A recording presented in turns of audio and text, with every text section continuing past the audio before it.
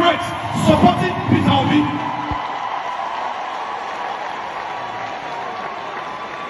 Now when my partner started with this one, they were but fire never born in the house. As I do, and somebody said not go born again. Amen.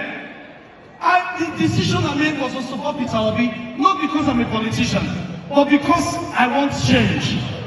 But because I want Nigeria to become better.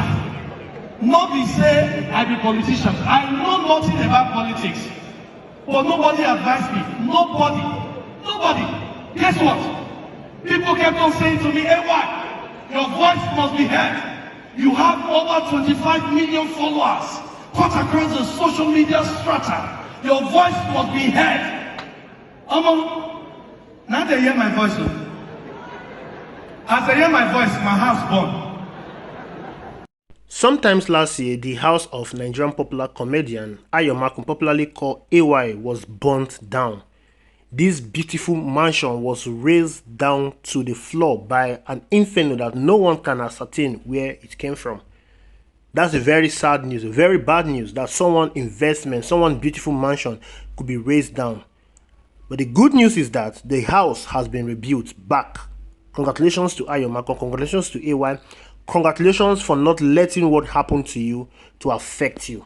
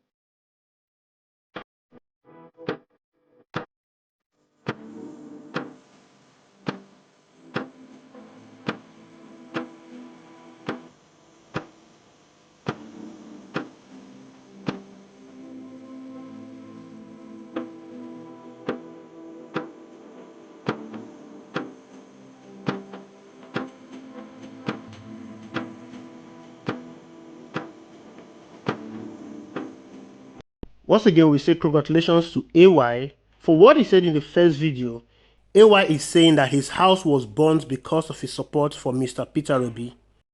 AY has large following across the social media platform. During the campaign, the 2023 election campaign, AY asked that the candidates should make themselves available to be questioned by the people using his social media platform. Although Mr. Peter Obi honored that invitation, the interview was streamed on Facebook, Twitter, Instagram, and YouTube, which was viewed by millions across the globe.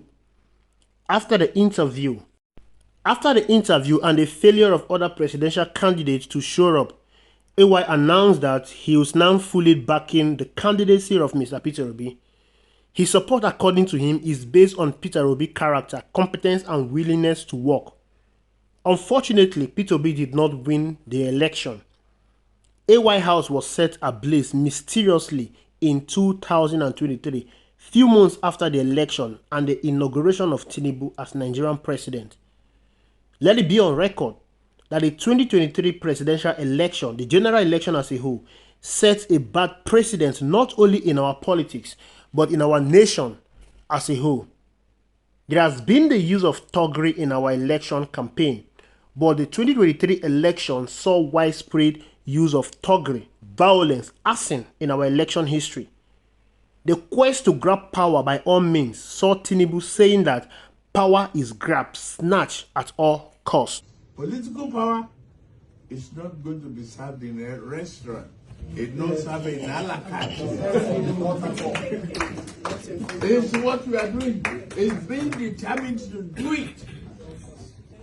At all costs, fight for it, grab it, snatch it. Yes, sir. I'm wrong with you. Yes, sir. Jagaban. Jagaban. Yes,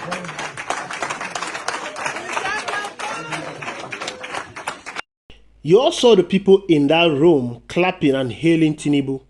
Well, We saw what Tinubu said in this video during the campaign, especially against Labour Party candidates as they posed a threat against the ruling class. In Enugu State, for instance, a Labour Party senatorial candidate, Oyibochukwu, was killed and set ablaze. In Kaduna State, Labour Party women leader Victoria Chintex was killed and her house set ablaze. Mr. Christopher Elugu, a House of Assembly candidate in Labour Party, was shot dead in Imo State. There were many more to be mentioned. Labour Party supporters were attacked and injured during Lagos campaign. We saw widespread violence, especially in Lagos State, against Labour Party supporters. MC Olomo, a notorious thought, came out to openly warn that anyone voting against Tinubu will be attacked. He said, if you don't want to vote for Tinubu, go back to your state and vote. The police defended him. His threat was carried out as a lady, Jennifer, was stabbed straight in her eyes because she was voting for Peter Obi. All this happened and nothing was done. Several others were attacked and injured because they voted for Mr. Peter Obi. It didn't end there. We also saw the violence unleashed by thugs during the governorship election. Violence was orchestrated by INEC as they turned off the IRF during the presidential election. The judiciary stamped the violence, illegality, the killing, the snatching, and the grabbing of power by legalizing the election of 2023. Nobody was sanctioned. Nobody was jailed. Nobody was queried. Everyone was hailed, just like the people that was hailing Tinubu in that video. What AY faced is a precedent that was set by Tinubu's statement in the video you just watched. Badebo Rosevival, a true and real Lagosian, was labeled an IPOB because he's contesting election against Tinubu anointed storage. Badebo said, anyone who is against Tinubu, we have his Yorubaness taken away from him. Imagine Tinubu, who is not from Lagos State. Imagine Sanwo-Olu, who is not from Lagos State, taking someone's real Lagosian, real Lagos identity because they are campaigning against him. If you are against Tinubu, you are against Nigeria. You are against the states. The police will come after you.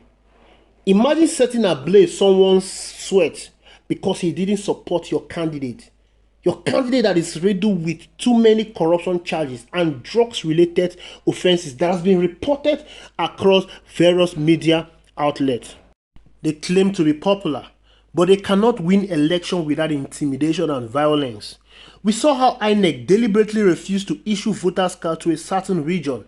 We saw campaign against the Igbos during and after the election. Let's not even forget that after the election, houses belonging to mostly Igbos were demolished. If you are popular, allow a free and fair election without intimidation. Surprisingly, their tribalism knows no bound. Just like Badebo said, if you are against them, they will take your Yorubaness away from you. AY is a Yoruba man from Ondo State. Imagine treating their brother this way because he voted against Tinubu. Finally, to correct Tinubu's statement for future reference, power is given from God through the people. Power is not snatched. If you have to snatch power, if you have to steal it to become a president or to become whatever you want to become, then that power is not yours. You are temporarily holding on to power that is not yours, and you will not receive validation. You will not receive love from the people. And probably, maybe, this is exactly what Tinubu is facing in his administration. Of course, he has faced a lot of criticism and illegitimacy. He has been grumbling from one thing to the other. He is yet to satisfy the yearnings of Nigerians. He has taken the pains, he has taken the suffering, he has taken the hunger, the insecurity that Nigerians experienced during President Muhammadu Buhari regime to times 10 of what they are currently experiencing now. It shows the power he's enjoying was not given to him by the people. Maybe from the judiciary. Thank you for watching. I'll see you in the next video. Thanks for watching. Ensure you like, subscribe, drop your comment reaction in the comment box.